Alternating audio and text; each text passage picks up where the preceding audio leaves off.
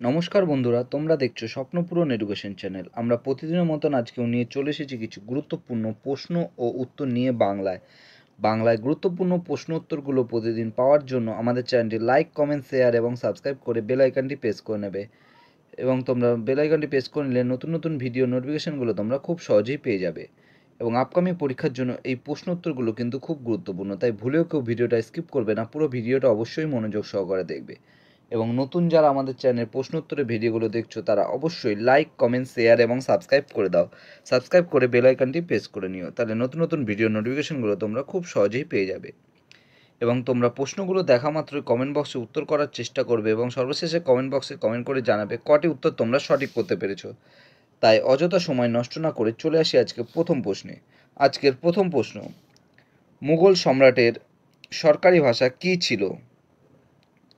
এখানে চারটে অপশান রয়েছে তোমাদের সামনে। Option A Sanskrit, option B Urdu, option C ফরাসি, অপশান ডি তুর্কি। এখানে চারটে অপশানের মধ্যে সঠিক উত্তরটি হয়ে যাবে অপশান বি উর্দু। মুঘল সম্রাটের সরকারি ভাষা উর্দু ছিল। পরবর্তী প্রশ্ন,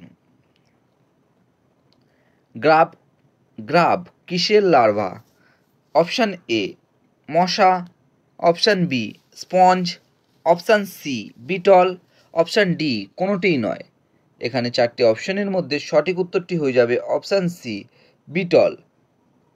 গ্রাব বিটলের লার্ভা। পরবর্তী প্রশ্ন,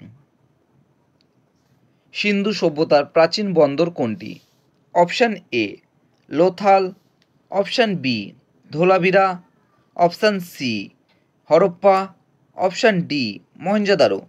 এখানে চারটে অপশানের মধ্যে সঠিক উত্তরটি হয়ে যাবে অপশান এ লোথাল। সিন্ধু সভ্যতার প্রাচীন বন্দর লোথাল। পরবর্তী প্রশ্ন, কে স্বরাজ্য দলের প্রথম সভাপতি ছিলেন? Option A Bal Gangadhar Tilak, option B C R Das, option B Jawaharlal Nehru, option D Vallabhbhai Patel. এখানে চারটে অপশানের মধ্যে সঠিক উত্তরটি হয়ে যাবে option B C R Das. Swarajya দলের প্রথম সভাপতি ছিলেন সি আর দাস। পরবর্তী প্রশ্ন, পাচিত খাদ্য শোষণ হয় কোথায়? তোমাদের সামনে চারটে অপশান রয়েছে। অপশান এ বৃহদন্তে, অপশান বি ক্ষুদ্রান্তে, অপশান সি কোলনে, অপশান ডি পাকস্থলীতে। এখানে চারটে অপশানের মধ্যে সঠিক উত্তরটি হয়ে যাবে অপশান বি ক্ষুদ্রান্তে। পাচিত খাদ্য শোষণ হয় ক্ষুদ্রান্তে। পরবর্তী প্রশ্ন, পশ্চিমবঙ্গের কোন জেলায় সবথেকে বেশি মালভূমি আছে?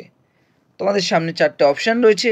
Option A Bankura, option B Purulia, option C Birbhum, option D Bardhaman. এখানে চারটে অপশানের মধ্যে সঠিক উত্তরটি হয়ে যাবে অপশান বি পুরুলিয়া। পশ্চিমবঙ্গের পুরুলিয়া জেলায় সবথেকে বেশি মালভূমি আছে। পরবর্তী প্রশ্ন, পশ্চিমবঙ্গের সুন্দরবনের মৃত্তিকা কেমন? অপশান এ দোআঁশ, অপশান বি বেলে, অপশান সি পলি, অপশান ডি লবণাক্ত কাদা। এখানে চারটে অপশানের মধ্যে সঠিক উত্তরটি হয়ে যাবে অপশান ডি লবণাক্ত কাদা। পশ্চিমবঙ্গের সুন্দরবনের মৃত্তিকা লবণাক্ত কাদা। পরবর্তী প্রশ্ন, ভারতের বন গবেষণা কেন্দ্র কোথায় অবস্থিত? তোমাদের সামনে চারটে অপশান রয়েছে। Option A Dehradun, option B Lucknow, option C Delhi, option D Mumbai. এখানে চারটে অপশানের মধ্যে সঠিক উত্তরটি হয়ে যাবে অপশান সি দিল্লি। ভারতের বন গবেষণা কেন্দ্রটি দিল্লিতে অবস্থিত। পরবর্তী প্রশ্ন, আলোকবর্ষ কিসের একক? তোমাদের সামনে চারটে অপশান রয়েছে।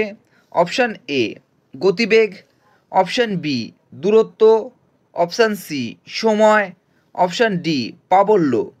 এখানে চারটে অপশানের মধ্যে সঠিক উত্তরটি হয়ে যাবে অপশান বি দূরত্ব। আলোকবর্ষ দূরত্বের একক। পরবর্তী প্রশ্ন, বায়ুতে কোন বিরলতম গ্যাসটি সর্বাধিক? Option A argon, option B neon, option C beryllium, option D helium. এখানে চারটে অপশানের মধ্যে সঠিক উত্তরটি হয়ে যাবে অপশান এ আর্গন। বায়ুতে বিরলতম গ্যাসটি সর্বাধিক, সেটি হলো আর্গন। পরবর্তী প্রশ্ন, নিচের কোন যুদ্ধে রানা অমর সিং মুঘল যুবরাজ মোহাম্মদ পারভেজকে পরাজিত করেন? তোমাদের সামনে চারটে অপশান রয়েছে।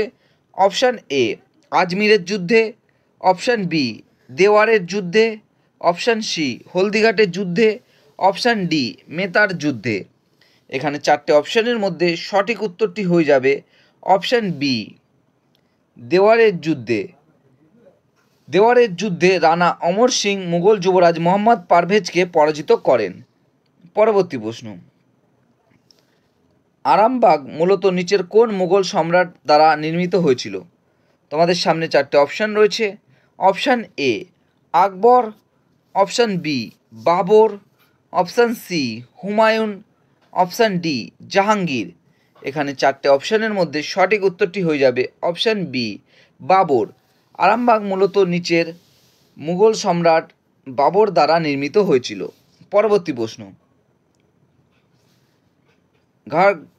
ঘাগড়ার যুদ্ধ হয় অপশান এ 1527 সালে, অপশান বি 1529 সালে, অপশান সি 1530 সালে, অপশান ডি 1531 সালে।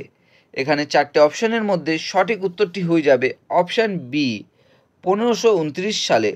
ঘরঘরার যুদ্ধ হয় 1529 সালে এবং তোমরা কমেন্ট বক্সে কমেন্ট করে জানাবে এই ঘরঘরার যুদ্ধ কাদের মধ্যে সংঘটিত হয়েছিল। পরবর্তী প্রশ্ন, কে জাঞ্জির ই আদিল নামে ন্যায় বিচারের শৃঙ্খলা প্রতিষ্ঠা করেছিলেন? এখানে চারটে অপশান রয়েছে তোমাদের জন্য। প্রথম অপশান ঔরঙ্গজেব, পরবর্তী option Akbar, option C Humayun, option D Jahangir. এখানে চারটে অপশানের মধ্যে সঠিক উত্তরটি হয়ে যাবে অপশান ডি জাহাঙ্গীর। জাহাঙ্গীর জাঞ্জির ই আদিল নামে ন্যায় বিচারের শৃঙ্খলা প্রতিষ্ঠান করেছিলেন। পরবর্তী প্রশ্ন, জিন্দা পীর বলা হতো অপশান এ হুমায়ুনকে, অপশান বি জাহাঙ্গীরকে, অপশান সি আকবরকে, অপশান ডি ঔরঙ্গজেবকে। এখানে চারটে অপশানের মধ্যে সঠিক উত্তরটি হয়ে যাবে অপশান ডি ঔরঙ্গজেবকে। জিন্দা পীর বলা হতো ঔরঙ্গজেবকে।